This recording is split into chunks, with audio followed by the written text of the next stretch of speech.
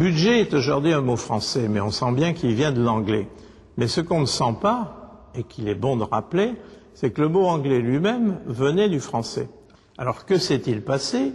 Eh bien, il s'est passé tout simplement qu'il y avait un mot qui était le bouge et qui désignait non pas comme aujourd'hui un cabaret mal famé, au début c'était une petite chambre un peu sale, mais tout simplement un petit sac. Donc ce petit sac à argent, en dérivé, ça donnait, diminutif, la bougette. Et cette bougette, quand le mot est passé en Angleterre, a pu donner budget.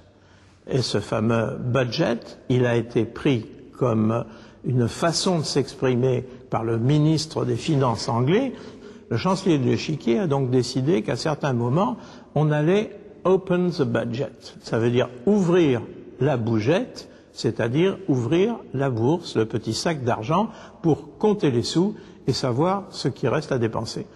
Et voilà pourquoi le mot anglais budget est revenu dans différentes langues, et notamment en français, où on a parlé du budget, d'abord du budget de la nation, et puis ensuite du budget de chacun d'entre nous, qui pose tout autant de problèmes, vous pouvez me croire.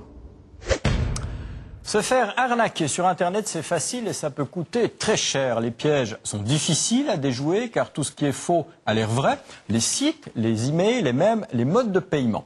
William Elzer a rencontré plusieurs victimes de ces arnaques sur Internet. C'est notre dossier.